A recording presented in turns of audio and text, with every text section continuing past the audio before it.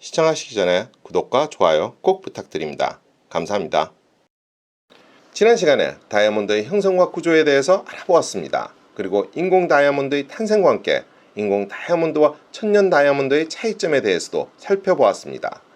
이번 시간에는 다이아몬드가 어떻게 최고의 보석이라는 영예를 안게 되었는지와 영화 타이타닉에서 여주인공 로즈가 약혼자에게 선물을 받았던 태양의 심장이라는 이름의 블루 다이아몬드의 비밀에 대해서 알아보도록 하겠습니다.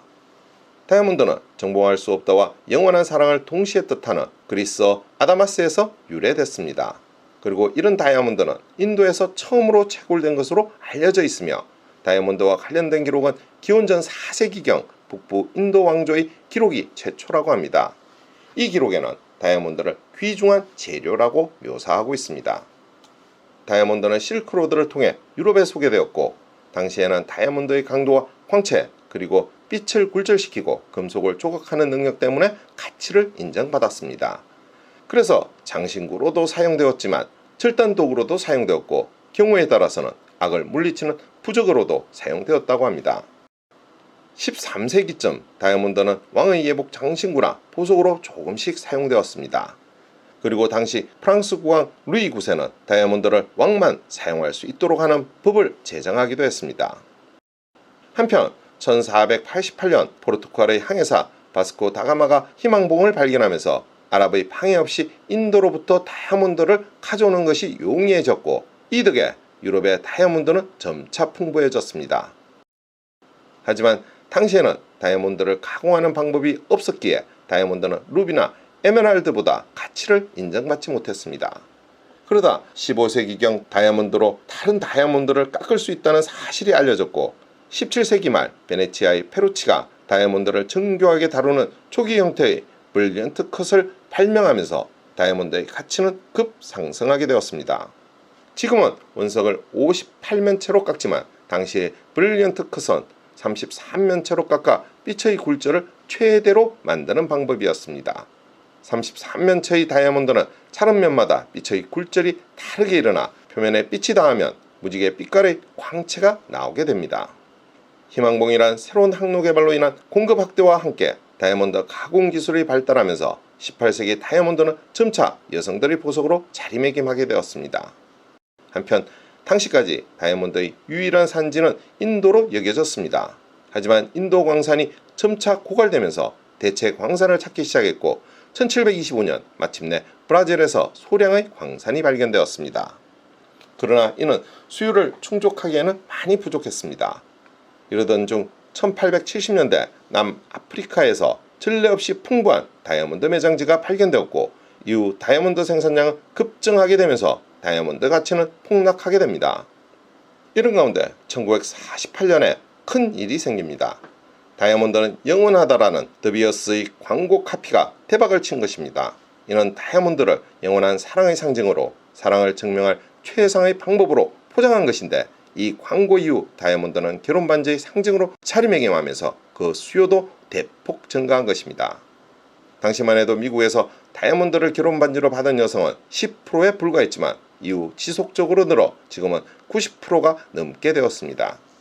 이런 다이아몬드는 하나의 탄소 원자가 다른 4개의 탄소와 결합해 정사면체 구조를 이루고 이 정사면체들이 3차원으로 견고하게 연결되어 있는 구조입니다.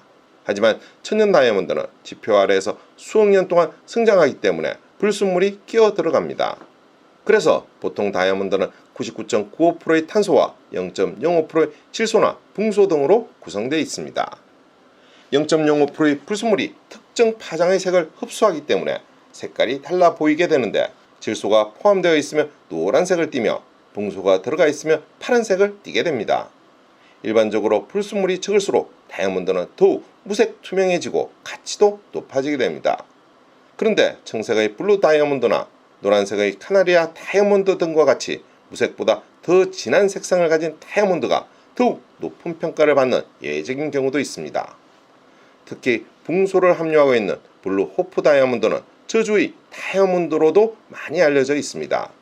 이 목걸이를 소유하는 사람들에게 불행이 닥쳐 죽게 된다는 이야기 때문입니다.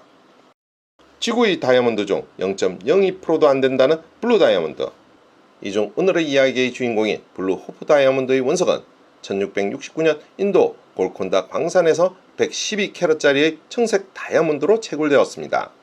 이를 프랑스 보석상 장 바티스트 타베르니에가 프랑스 국왕 루이 14세에게 판매합니다. 루이 14세는 이를 67캐럿짜리로 조각해 소유했고 당시 왕관의 파란 다이아몬드, 프랑스의 파란색 등으로 불렸습니다. 그리고 이 다이아몬드는 훗날 영국의 은행원 헨리 필립 호프에게 전해지면서 호프 다이아몬드라고 불리게 됩니다. 그런데 이 다이아몬드는 지닌 사람마다 비극적인 운명을 피해가지 못했다는 전설로 유명합니다. 루이 14세는 단 한 번 착용한 이후 천년두로 사망했고 루이 14세의 애처 몽테스팡 후작 부인은 이 다이아몬드를 착용한 뒤 숨쉬기가 힘들다며 괴로워했다고 합니다. 그리고 이를 물려받은 루이 16세도 그의 부인 마리 앙투아네트와 함께 보석의 저주로 인해 단두대의 이슬로 사라지게 된 것이라고 합니다.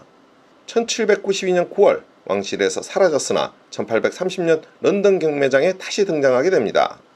이때 이름의 유래가 된 영국의 부호이자 은행가인 헨리 필립 호프가 이를 낙찰받게 되었습니다. 그런데 그는 이후 경마장에서 낙마에 죽게 되었고 이후 집안이 파산하게 되면서 가족 모두가 비극적인 운명을 맞이하게 되었다고 합니다. 1908년 오스만 제국 황제 압들 하미트 2세가 낙찰해서 정실인 수비아에게 선물하지만 나중에 수비아를 칼로 찔러 살해하였습니다. 압들 하미트 2세 본인도 1년 후인 1909년 폐위되었으며 정신 이상 증세를 일으켰고 그로부터 10년이 지나지 않아 오스만 제국도 멸망하게 되었습니다. 1911년 미국의 사학가 네드 맥린이 이 다이아몬드를 구매했는데 그도 다이아몬드의 저주를 피해가지 못했습니다. 아들이 교통사고로 죽었고 그도 이혼하게 되었으며 이후 알코올 중독에 정신 이상이 겹쳐 죽게 되었다는 것입니다. 1958년 보석상 헨리 윈스턴이 이를 구입했지만 이 다이아몬드의 내력을 접한 뒤 더 이상 비극을 막아야겠다는 생각에 스미소니언 박물관에 기증하게 됩니다. 사실 이와 같은 전설은 사실과 다른 부분도 있습니다.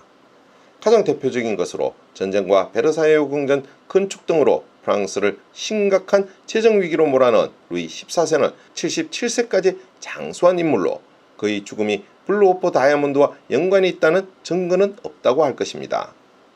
또한 미국 스미소니안 박물관이 1976년 펴낸 책 프롬 미스테리 호프 다이아몬드 이야기에선 루이 16세 부부가 이 보석을 지녔다는 기록을 찾아볼 수 없다고 합니다. 하지만 많은 사람들은 이 전설을 믿고 있으며 이는 인간의 탐욕이 부른 저주라고 하고 있습니다. 블루호프 다이아몬드와 함께 유럽의 4대 다이아몬드라 불리는 상시, 리전트, 피렌체 다이아몬드도 모두 저주의 다이아몬드라는 전설을 가지고 있습니다. 오늘의 이야기는 여기까지입니다. 더 좋은 이야기로 찾아뵐 수 있도록 구독과 좋아요 꼭 부탁드립니다. 알림 설정도 잊지 마시고요. 감사합니다.